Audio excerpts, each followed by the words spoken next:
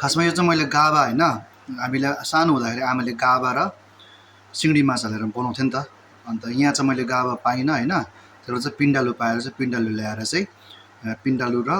चिंगडी माछा हालेर चाहिँ बनाएको बट स्मेल इज एकदम सिमिलर त्यो सानोमा मैले खाँदाखेरि जस्तो स्मेल थियो त्यस्तै स्मेल आउँदैछ हैन अन्त यो चाहिँ मैले फर्स्ट टाइम